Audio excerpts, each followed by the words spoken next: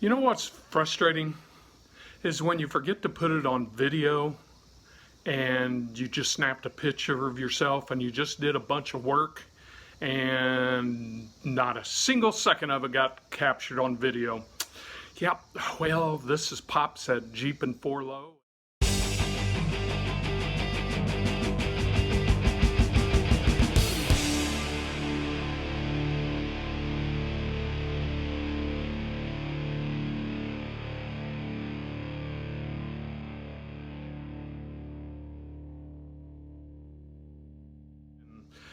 It's a hot, as you can tell from the sweatage I got going on here.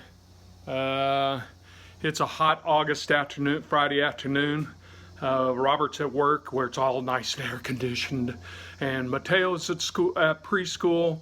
So I got off work early today and thought I'd do some cleanup on what I've come to call Grandpa. This was my grandpa's truck. I brought down here. My cousin was kind enough to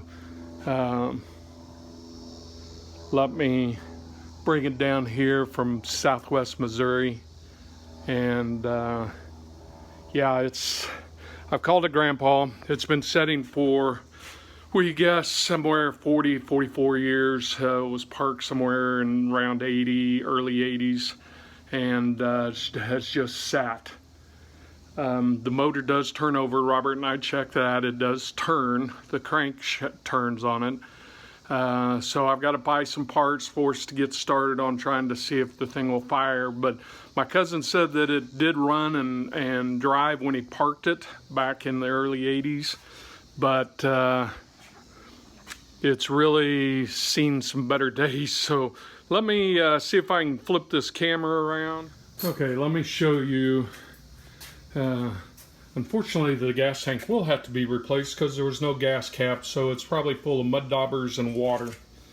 I've already cleaned out this side, the driver's side. The old rubber mat is just like peanut brittle. I mean, it just snaps into pieces. I vacuumed up a boatload of rust down here, and as you can see, there are some holes. I'm hoping the tunnel will be fine, and I can just hopefully the other side's in better shape.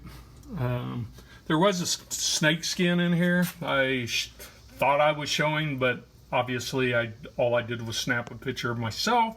So that's all down here in the Rat Sucker 6000. But anyway, so far no snakes. I'm trying to vacuum this out. I'm going to try to do some cleaning just so, because I'm kind of OCD and hate it being dirty. So I'm going to try to do the other side. I'm going to put the camera on a stand. I don't know how much you'll be able to see, but hopefully enough. But we'll see. I'm going to go over to the passenger side now and see what I can get over there. I'm going to try to hopefully maybe suck some of the dirt out of the seat.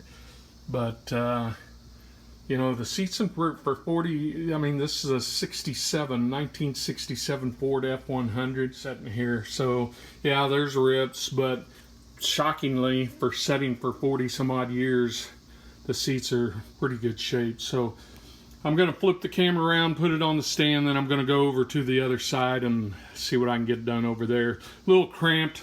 As you can tell, it's in a garage. We don't have a shop. Robert and I do all of our work in our garages.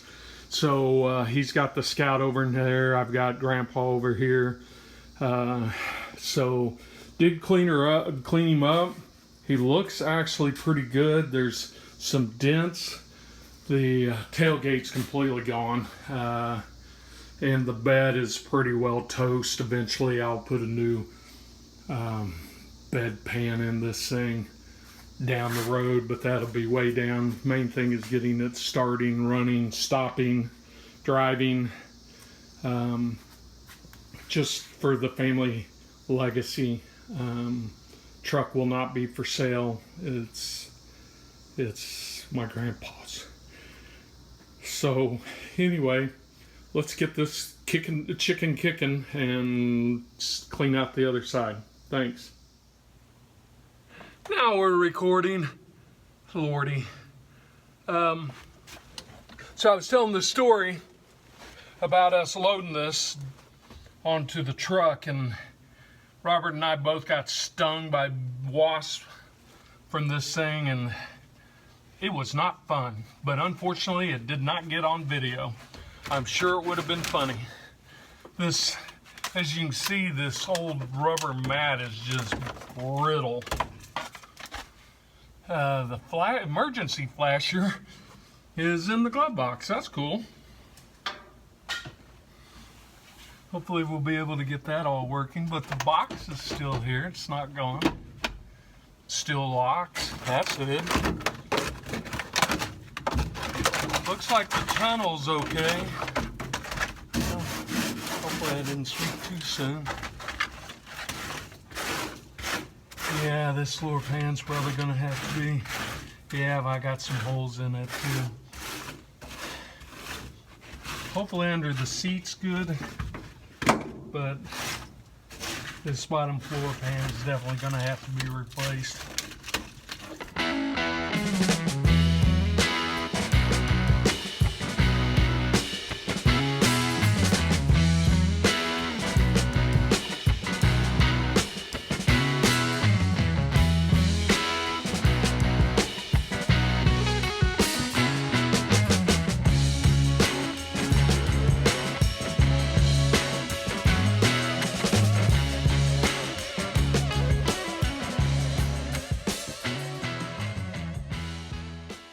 It's hot, guys. I kind of got the majority of the rust and dirt and stuff sucked out of that. I'm gonna put a little attachment on here and see about doing the seat, but thought I'd take a little break. I don't know, I can't really describe the feelings I have for this, because this was the last truck my grandpa owned before he passed away. God, that was like 1980, which would have been from the tag, I guess, last time he tagged it. It's just an old farm truck, but you know, brings back memories of riding in the back. He had a truck previous to this. I couldn't even tell you what year, what make or model. The only thing that always sticks in my mind is to start it. He'd have a choke. He'd turn the key to the on position, but then down on the floor was a little pedal that you pushed on, and it would be the starter. And you'd hear the starter motor kick over and the thing would fire up. But there was times that it wouldn't fire, and he'd sit there and play with the choke, and he'd push on that like he was going to push the start, that little pedal through the floor, thinking that'd make the thing start. But you know, I was so fascinated by that truck. But this has sat on the family property now for so long, guys. But you know, the great thing is, the thing that Robert and I are doing, you know, we have just a passion for old vehicles, and it just kind of breaks our heart to see old vehicles, especially ones that could still be restored, just setting and rusting their way into the ground. That's what was happening with this. I'm just blessed that the body, for the most part, the floor pans are going to have to be replaced. But from what we can tell, the frame rails on it that it has, I think it said twin I-beam suspension, appear to be great shape. The body, there's dents, you know, nothing major, like on the Scout, the back quarter panels on it, you know, was kind of crumpled on the corners, but there's just little dents here and there. Hopefully we can push most of those out, but you know, at the same time, it's character. It was a farm truck, so he'd bump something with it, you know, and it puts, you know, a dent here and there. Some of them we'll see if we can get pushed out. But I think for the most part, I'm just going to leave it, the patina, the rust on the hood and on the rails of the bed there. And just where there's paint, maybe just buff it out and wax it and then just do a preservative. There's various different things. I've seen people use linseed oil. I know the guys from Restore uses linseed oil, but you know, we'll figure out something. The seats are old. We'll figure out what we're going to do. I may just buy some seat covers and put over it. We'll just see how that goes, how bad this thing gets torn up. Trying to leave it as original as possible, but you know, we'll see. I'm going to try to clean up the dashboard here in a minute after I rest, and you know, just, you know, do something. This is what's been fun with Jeep and 4Low is Robert and I and Mateo. You know, it's my son-in-law and my grandson. You know, Mateo's going to be turning 5 here in a couple months, but he knows so much about vehicles and how things work because he gets in there with us, sometimes too much in there with us, but you know, he loves being with his dad and pops, and you know, and that's what it's about, spending time with family. So anyway, I'll restart this here in a few moments, and I'll see if I can get this dashboard cleaned up. Thank you. Okay guys, I got it cleaned up the best I was up to doing on an extremely hot, humid day. I am just completely soaked in sweat from head to toe. Even my socks are wet. The seat, I need to get some of that Lucas cleaner to do the dashboard. Obviously the dashboard's going to be replaced, but at least I can shine it up a little bit until we get to that point.